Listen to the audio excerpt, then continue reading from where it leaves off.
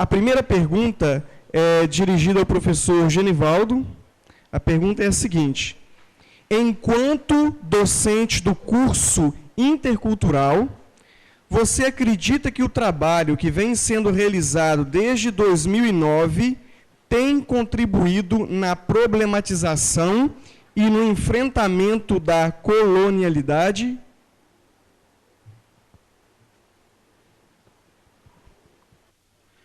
Bom, acho que é uma pergunta bastante interessante, pertinente. Eu penso que sim, apesar dos pesares, né, enfrentar a colonialidade é produzir um processo de decolonização, né, acreditar em possibilidades distintas. E nós temos aprendido com os indígenas a fazer isso. Eu acho que essa é uma grande experiência que o curso tem oportunizado. Primeiro porque essa é uma construção, eu diria, cotidiana de enfrentamento da colonialidade. E isso vai, né, desde a problemática que a gente tem no que se refere ao conhecimento da ciência, a universidade acaba incorporando esse discurso da modernidade enquanto ciência, né, como o fundo, a razão, né, de toda a estrutura do conhecimento acadêmico, e produzir também, desconstruir, né, essa visão moderna no curso não tem sido uma tarefa fácil, eu diria, e isso a gente aprende com os povos indígenas, porque definitivamente nós não temos uma receita para decolonizar, né?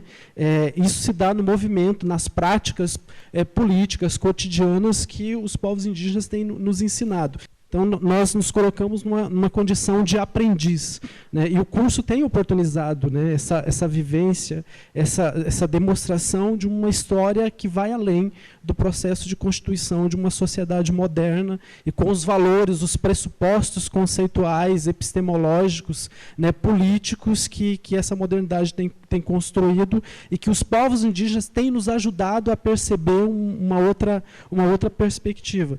Então, eu diria que, embora, né, exista ainda práticas coloniais, e isso ainda é muito forte, há experiências de decolonização, e, na verdade, é isso que motiva o nosso trabalho, né, a razão da qual a gente ainda persiste, né, nessa aprendizagem com os povos indígenas, nessa construção da decolonização, sem o qual não haveria sentido nenhum o curso de licenciatura em Educação Intercultural. Mas eu penso, né, essa é uma crítica interna, há muito ainda o que fazer, o que sistematizar, o que refletir nessa construção.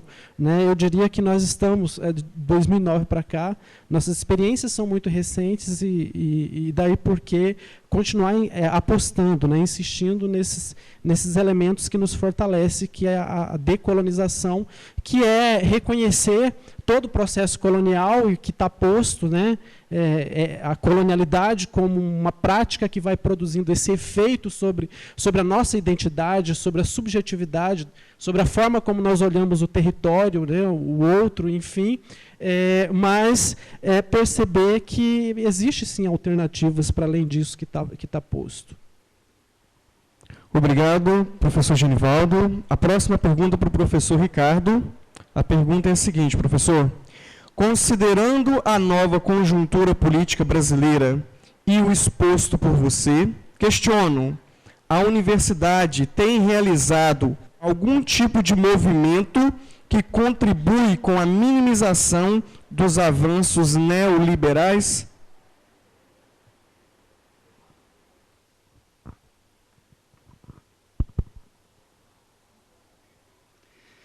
Bom, a pergunta é oportuna.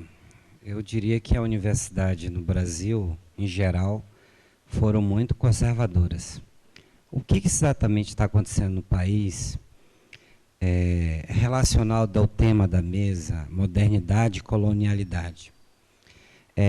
O processo de construção das sociedades a partir da Europa, aí nós temos o processo de colonização do que no livro de história chamamos de Novo Mundo, né? Foi a expansão das relações capitalistas que podemos sistematizar aqui como a produção de mercadoria ou a conversão de tudo que a natureza nos dá em mercadoria. Por isso nós vamos futuramente falar em crise da água, crise energética, outras crises derivadas dos produtos da natureza que tendem a ser convertidas em mercadorias, né? E isso invade, inclusive, as áreas e as populações que nós julgávamos mais protegidas, né? Não que elas não sofriam pressões, mas que, em princípio, estavam protegidas, né? Esse processo de fazer com que, como de fato foi feito, uma inversão de prioridade no país, né? Em síntese, o que significou o governo Lula, né? Foi um governo que aproveitou o crescimento econômico e fez redistribuição de renda. Mas a redistribuição de renda não é somente aplicar recurso financeiro na forma de bolsa, mas de ampliar o Estado para que possa efetivamente servir a população. Mas que população? Que sociedade? A sociedade que, durante esses 500 anos do Brasil, a partir da colonização, a maioria do povo foi negligenciada. Por exemplo, a escola pública, efetivamente, é da década de 50, 60, quando houve o processo de industrialização, né? Então, nós temos 60, 70 anos, talvez, de um amplo processo de alfabetização e que permitiu que camadas imensas da população pudessem estudar. Antes não podia, né? Na universidade, isso é muito grave. O Brasil só ganhava, em termos de acesso dos jovens ao ensino superior, do Chile, porque o Chile sempre foi privatizado o ensino.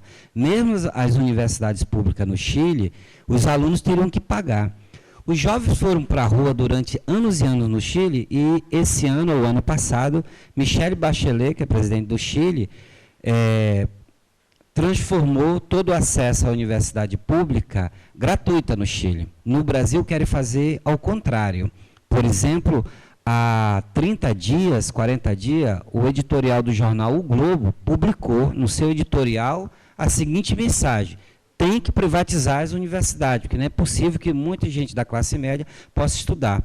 Hoje sabe-se que quem está na universidade pública é o que se chama de classe D, C e E, né? São jovens que as famílias ganham um salário mínimo, 2 salários, que vão estudar geografia, pedagogia, história, letras. Lá na UNI esses jovens lá, né? E hoje há um ataque a isso no sentido de cercear esse crescimento social. Então, do que aconteceu no país, eu acho, em função dos avanços sociais e acadêmicos, eu considero que a universidade pública foi muito tímida, porque o que está acontecendo no país é uma violência à democracia. É uma violência à democracia, ao ponto que a OEA, a Organização dos Estados Americanos, pautou isso junto ao Brasil, né?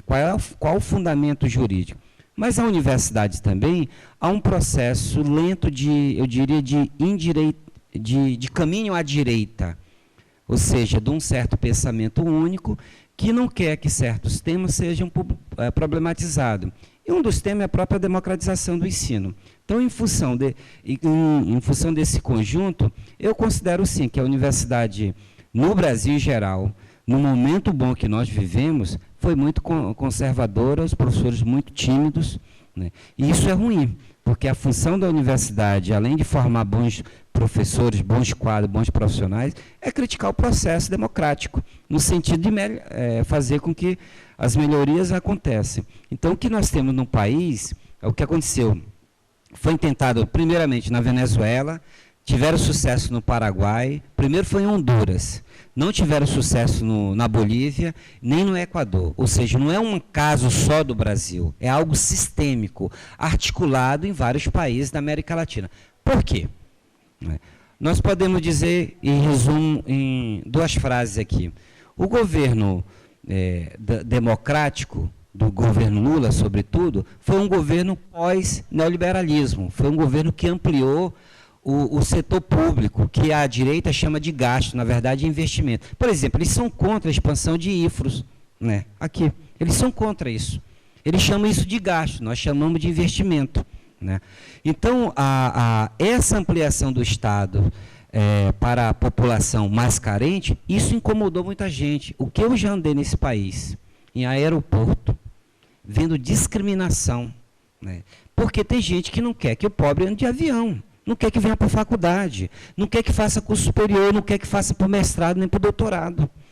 Tem pessoas na universidade que têm esse pensamento, né? E isso é o que a gente chama de preconceito de classe. Por isso que as ciências sociais humanas são importantes, né? E eu vou dar um exemplo e encerro isso. Há 20 dias eu almocei com um casal e um dos colegas lá está, acho que no governo do estado, fazendo greve. O salário do cidadão deve ser uns 10 pila, 10 mil reais, ganha mais que eu. Jovem. E eu estava fazendo greve. Um dos motivos da greve, qual era? Eles queriam que o governo aumentasse o auxílio alimentação de 400 para 800 reais, que é o Bolsa Alimentação dele.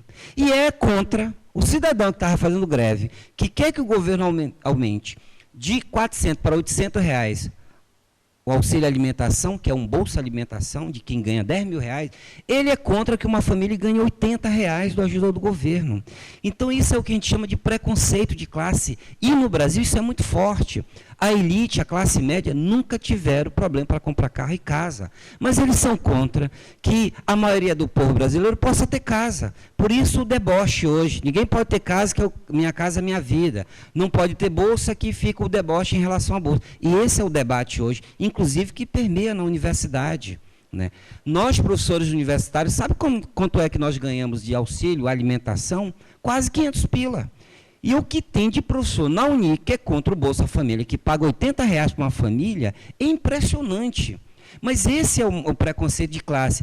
Ele quer um direito para si e nega para o outro. Ele quer a justiça para si e nega para o indígena.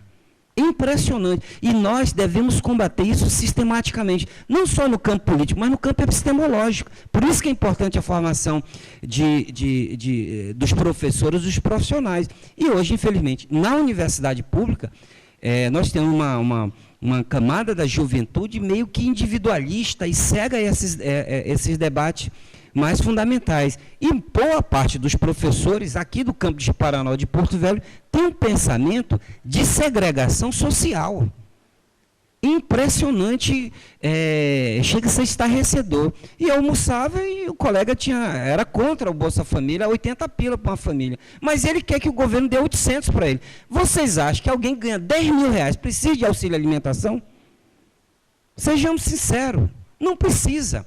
Mas é uma forma de aumentar a sua renda e não quer que os outros façam isso. E é isso que a elite brasileira pensa também. Ela quer que os recursos do Estado sejam para ela e não para os pobres. Por isso que não tem que ter Minha Casa Minha Vida, não tem que ter investimento na educação, não tem que ter bolsa para o PIBID, para o PIBIC, para os indígenas, porque esse dinheiro, tirando desse pessoal, vai para a elite. Não há nenhuma empresa nesse país, gente, que cresceu sem o apoio do Estado. E os empresários batem no peito, que são competentes, só cresce com o apoio do Estado. Olha o que a JBS Friboi fez em Rondônia. O governo do Estado investiu, eles compraram um monte de frigorífico e quebraram um monte de gente. Então enriquece com o apoio do Estado. E eles são contra que a população mais pobre tenha esse direito. Então, eu acho que essa crítica na universidade, nós perdemos. Eu diria que os professores hoje se dedicam mais à pesquisa, mas não ao pensamento. Nem sempre um pesquisador é um intelectual, né? Então, a crítica da sociedade e desse processo são necessários, né? E isso atinge a graduação e a pós-graduação no país. Então, nós vivemos hoje um conflito mesmo, do rico negar que o pobre possa ter os benefícios mínimos. Mínimos, gente, mínimos, né? O que se abate no imposto de renda da classe média são os bolsas dele, mas o pobre não pode ter. E aí surgiu um monte de preconceito, não pode ter carro, não pode ter casa, não pode ter isso, que virou a chacota. Eles não vão para um debate aberto, porque não lei, não tem um fundamento, mas vão para a discriminação, para a chacota. Por isso que ficou muito grave isso hoje no país. E em relação à presidente Dilma, há uma questão sexista mesmo, é uma mulher. Então há uma discriminação sistemática. Nós tivemos 2 grandes eventos nesse país, que esse país nunca teve nada. A Copa do Mundo e a Olimpíada, que todo mundo disse que não ia funcionar. Foram um sucesso. E quem fez isso? foi um governo eleito democraticamente pelo povo brasileiro. E o que representa isso hoje no país? É para dizer o seguinte: o povo brasileiro vai demorar tempo para ter uma outra experiência de um líder popular para governar para a maioria, porque o Lula governou para a maioria. Se nós melhoramos nossa vida, o empresário que aumentou. Veja o agronegócio, o que essa turma exportou com o apoio do governo foi impressionante. Mas a relação de violência, que é a colonialidade, que é a negação da diferença, a negação que outros povos possam ter outros tipos de território, foram sistematicamente combatidas. E esse pensamento permeia a universidade. Eu acho que a universidade, raramente, mas no geral no Brasil, é muito conservadora mesmo. Professor Ricardo, obrigado. A próxima pergunta é para Eliton Gavião. A pergunta é a seguinte, Eliton: como as etnias indígenas se defendem dos ataques vindos de fora, que ocorrem por parte dos estrangeiros? Ataques esses que violam seus direitos. Eles têm estratégias? Quais são?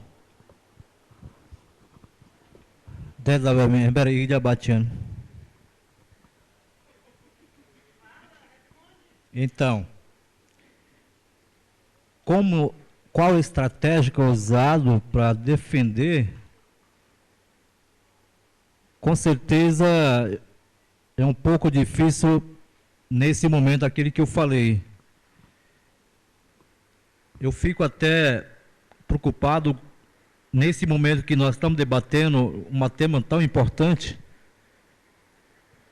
diante de uma estrutura política governamental que sempre tem negado o que o companheiro refletiu várias vezes aqui. É uma pergunta muito, assim, difícil para dizer para você, porque, vamos dizer assim, resgatando a memória histórica da conquista que nós tivemos, através da Constituição Federal, que é a demarcação de territórios indígenas, ou principalmente o reconhecimento do direito originário dos povos indígenas. E aí vem a questão da demarcação do território, aí vem também a proteção territorial, aí vem também a questão de garantia de uma educação diferenciada específica para a população indígena, tanto também a criação de um subsistema específico diferenciado para atender à saúde indígena. Conquistamos um pouco, tivemos vários, tanto o avanço, tanto também a conquista. Mas esse momento atual que nós estamos refletindo isso, como a gente defender para manter o que nós conquistamos, né? Diante desse grande revolução de um sistema política governamental, tanto também econômica, é um grande desafio para nós. Porque eu tenho ainda uma grande esperança, uma grande expectativa, olhando para o acesso, o ingresso dos indígenas hoje na universidade. Será que 100% eu posso depositar a confiança para que esses povos podem ser uma pessoa, instrumento legal, que possa entender o processo político e também processo econômico e também a lei que ampara legalmente o direito indígena, para ele saber defender o seu direito, tanto também território, tanto também educação e a saúde, e de ser indígena, né? A gente precisa se fortalecer realmente, através do movimento indígena, a formação dos jovens indígenas para ser liderança formada no direito e demais áreas que nós, com certeza, precisamos formar nossos indígenas. Aí vem também a questão da participação indígena no contexto da política partidária. Só que é um grande desafio também. Pela falta de dar importância para o próprio indígena que está participando a política partidária, muitas vezes nós nos dá o voto de confiança e apoiar nossos candidatos indígenas, como está acontecendo agora. Muitos indígenas, essa eleição municipal, saíram, aqui no estado de Rondônia e outros estados. Isso significa o quê? Preocupado com a revolução da política, pressão da política e econômico também, de poder público. Diante disso, com certeza, os povos indígenas começam a se organizar, tentar se organizar, erguer a bandeira, para que nós também ocupamos a Câmara Municipal e a Assembleia Legislativa, o Senado e Câmara de Deputados Federais futuramente.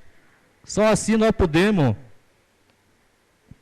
garantir o direito conquistado dentro da Constituição Federal, que hoje se encontra com certeza ameaçado, ser modificado sem sequer consultar o maior interessado, que são os povos indígenas, né? Então, acho que com certeza essa é a luta que nós sempre vai continuar, né?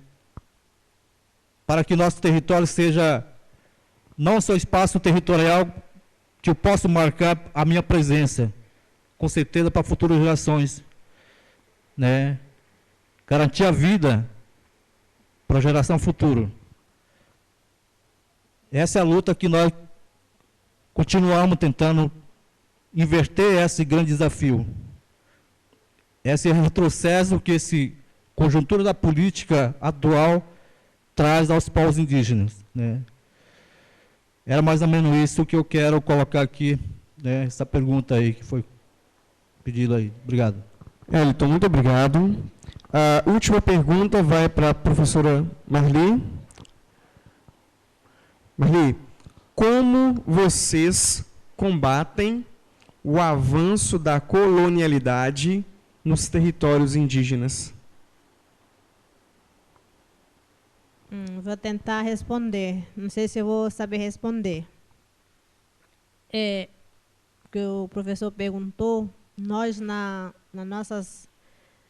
nossas comunidades, a gente se protege de fazer, reivindicando nosso direito, né, fazendo documento, que nem o Hélito falou. Nós, hoje, que nem o Hélito estava falando, nós que nem os professores, os velhos colocam a gente como se fosse uma pessoa saiba. Então, a gente que fala por eles, às vezes eles também falam.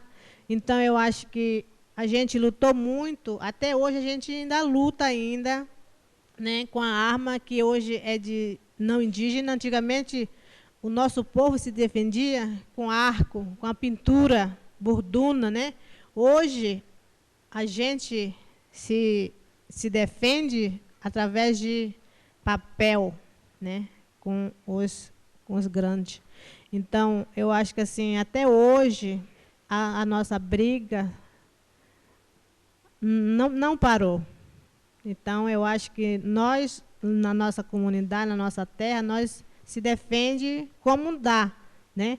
Brigando, buscando o nosso direito, buscando as pessoas que estão lá na frente, que sempre, às vezes é o Hélito, às vezes outras pessoas, né, que às vezes repassa para nós, aí a gente faz uma manifestação, né, com as pessoas, com os parceiros que falam que trabalham com nós, né?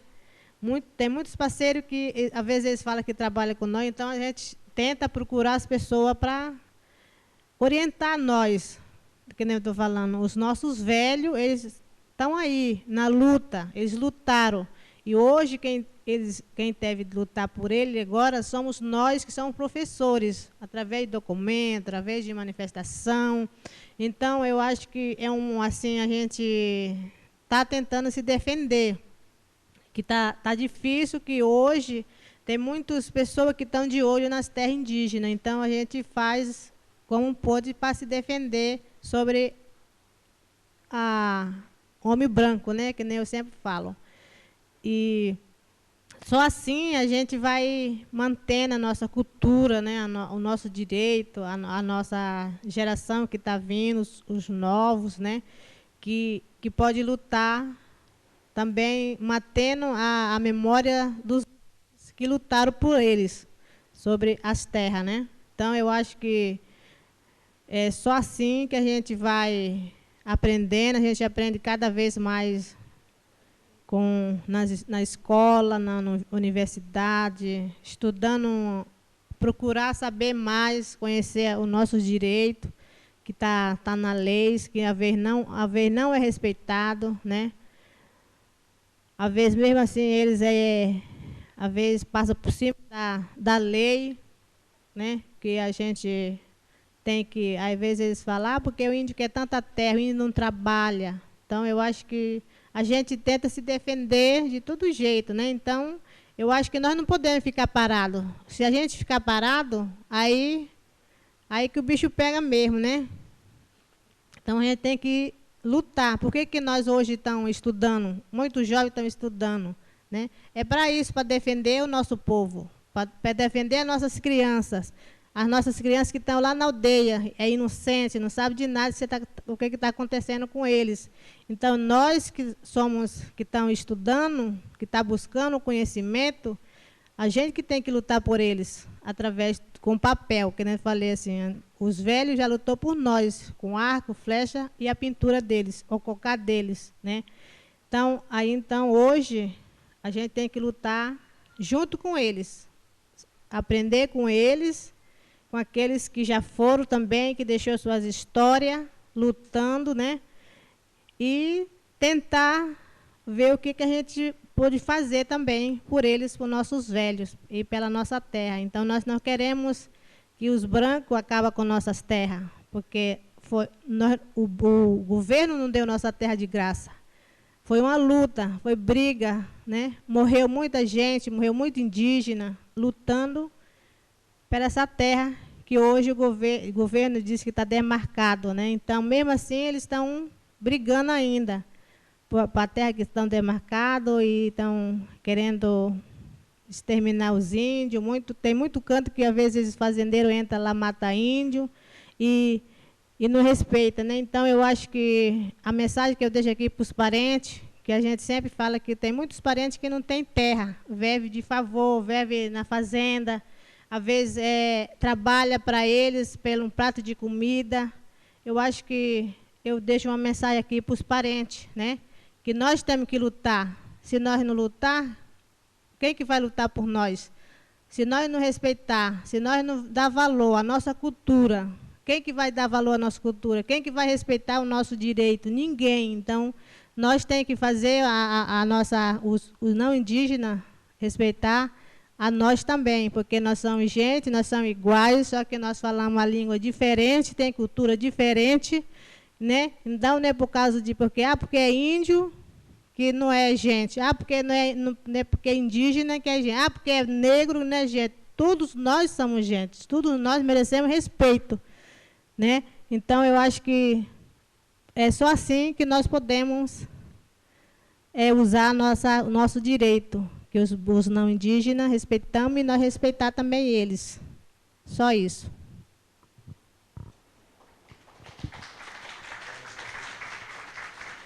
Professora Marli, obrigado.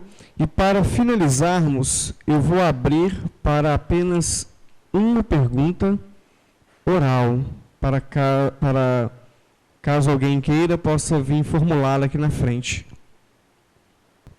Boa noite a todos e a todas. Parabéns, professores. O Brasil ele vive um momento de pré-fascismo. A escola sem partido, ela é uma escola que prega um país sem memória. Mas a pergunta, professor, é o seguinte: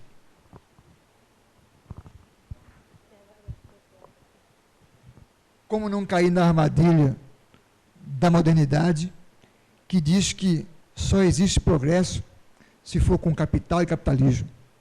Como criar uma alternativa para essa modernidade, para essa civilização neoliberal?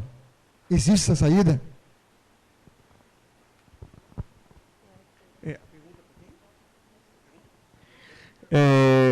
Quem gostaria de responder a essa pergunta?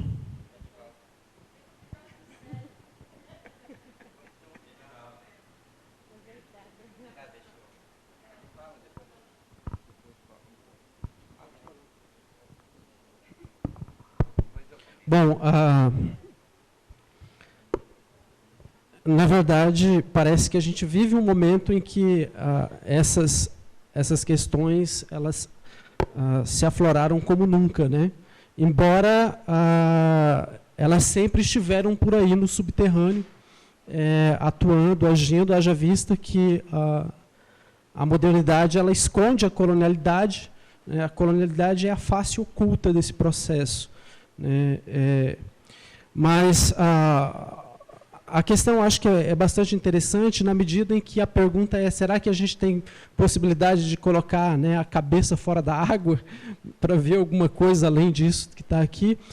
Eu acredito que sim, né? Eu acho que a resistência talvez seja o conceito mais apropriado para focar esses processos, né, agressivos de extrema-direita e tudo mais que está sendo posto, né, talvez agora como nunca, né, na política, né, na forma como querem organizar a nossa educação, né, a nossa história.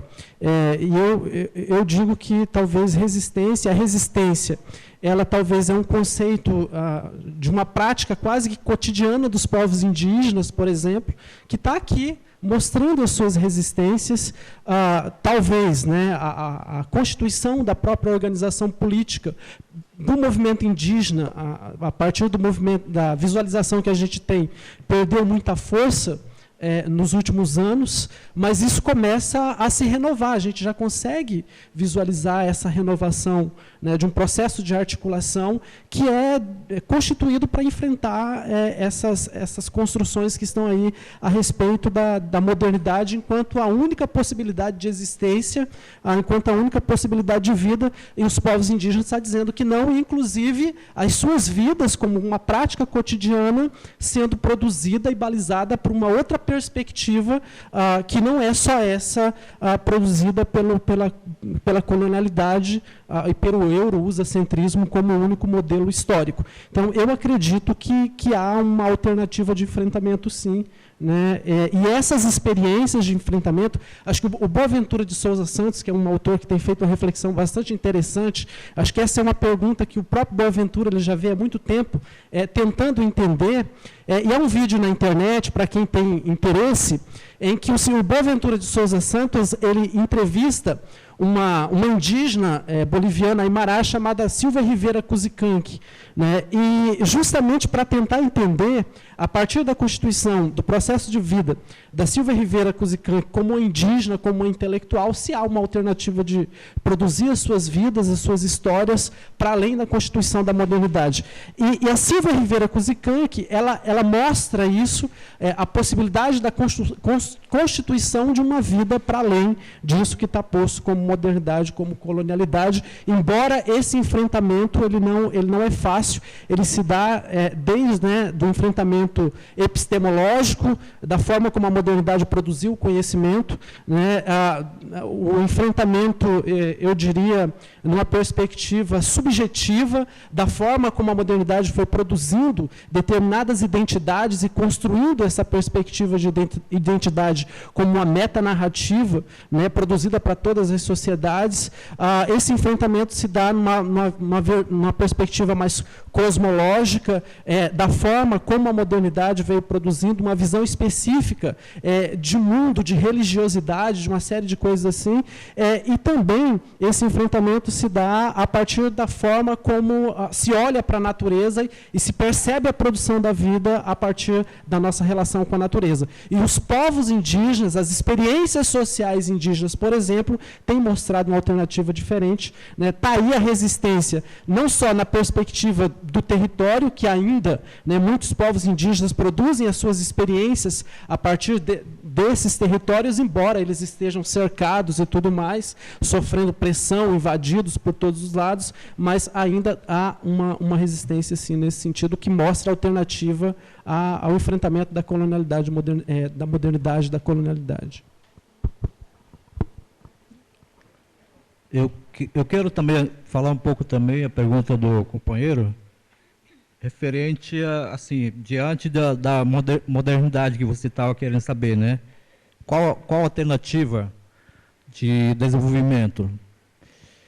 Aquilo que eu falei, hoje, com certeza, a evolução do conhecimento humano vem, com certeza, com maior agressividade, com a ignorância, sem sequer respeitar o espaço, o direito de viver, ou a diferença étnico-cultural, principalmente nós, povos indígenas, né?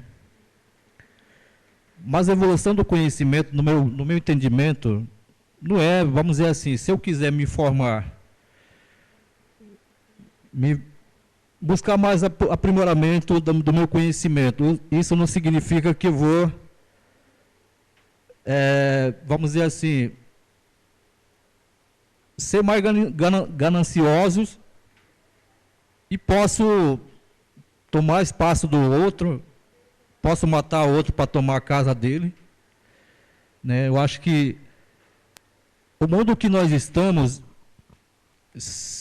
como a ferida já está grande, vamos dizer assim, a ganância cada vez mais se aumentando, com certeza é difícil a gente parar e pensar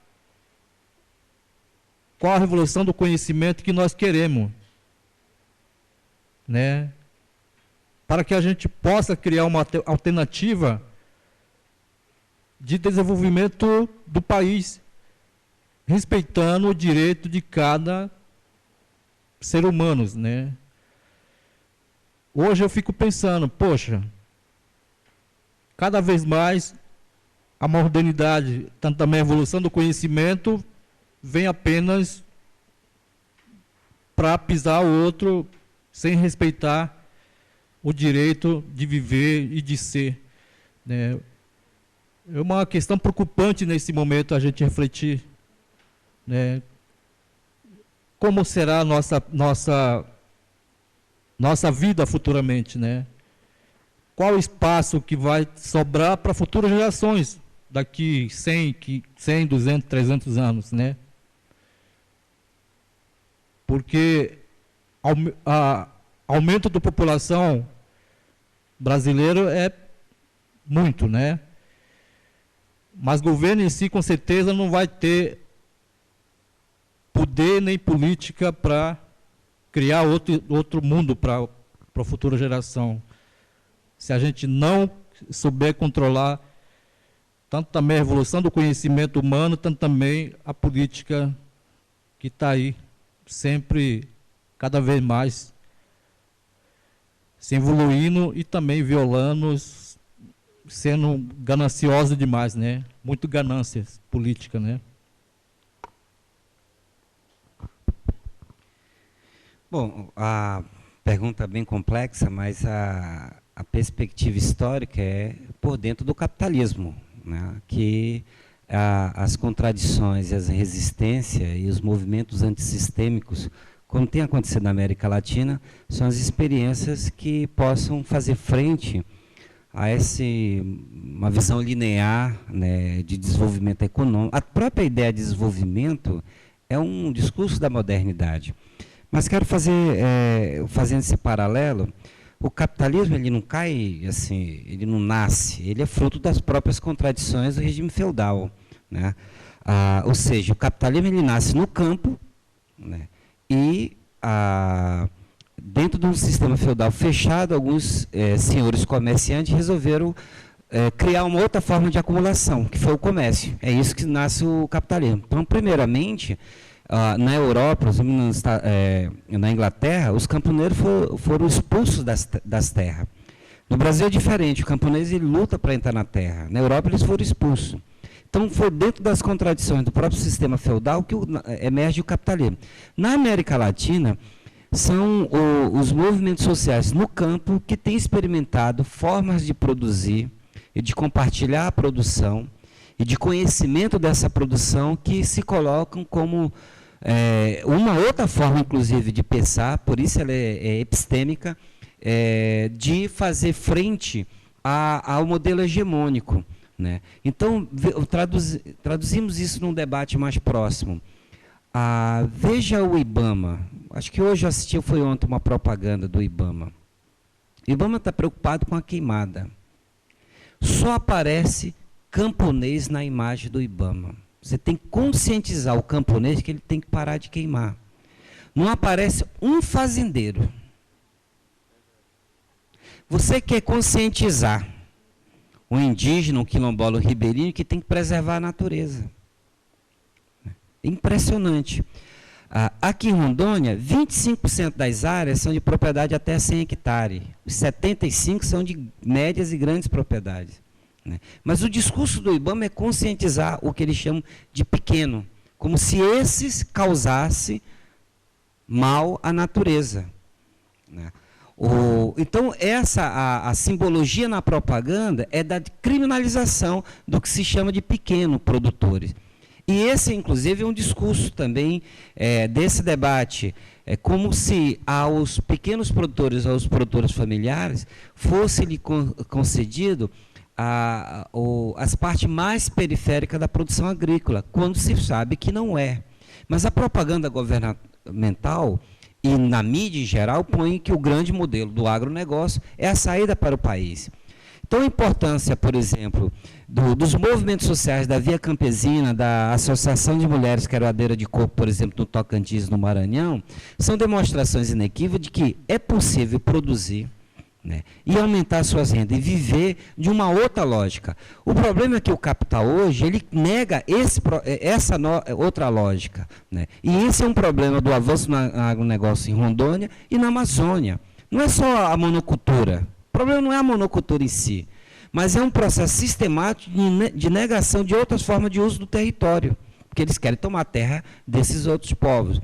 Então, a alternativa é em função das próprias contradições que o que a gente entende como sistema capitalista oferece. A agroecologia é uma possibilidade, mas hoje na América Latina são as populações, digamos, camponesas ou rurais que estão apresentando as melhores alternativas ou formas de fazer produção e de economia diferentes. Na área urbana é mais difícil, né? Porque nós vivemos na área urbana um individualismo permanente, né? Enquanto no campo o trabalho é mais coletivo e há uma aproximação, no urbano nós temos um processo de individualização muito forte. Você sai de manhã de casa, só chega à meia-noite, não tem como compartilhar nada, né? Mesmo assim, avança o que se chama de economia solidária. Ou seja, as alternativas virão dentro da própria contradição capitalista, não vai ser por fora. E esse é um processo histórico. Cito 3 exemplos de como isso é possível.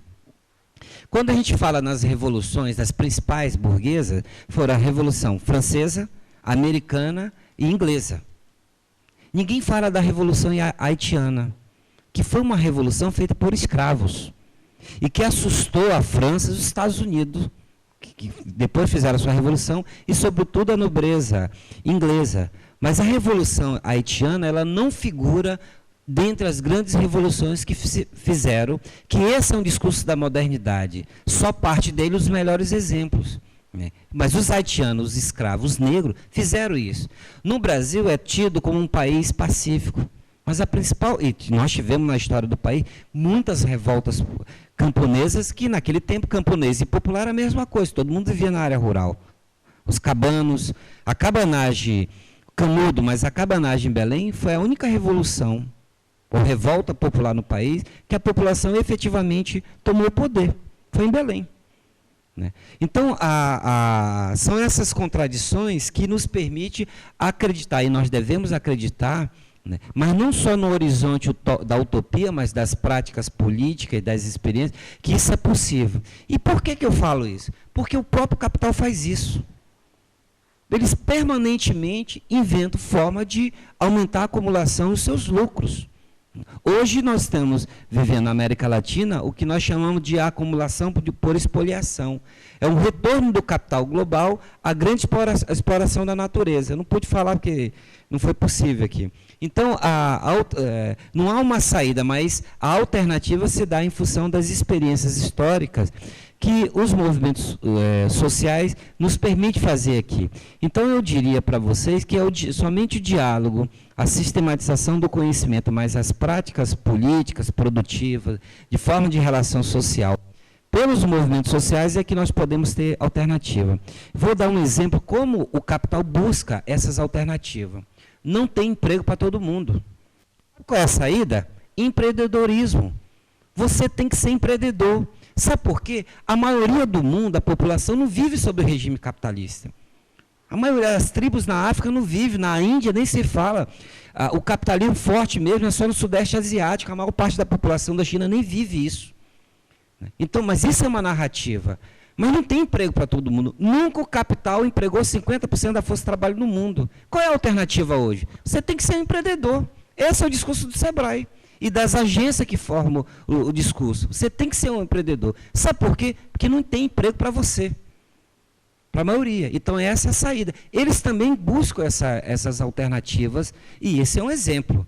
Os movimentos sociais devem buscar outras alternativas, né? Porque o mundo vive, de fato, uma crise. Não só epistema, mas econômica também, né? E isso nos atinge, sobretudo, na Amazônia. Bom, é isso. Em nome da comissão organizadora do 9º SED, eu agradeço a participação dos membros da banca,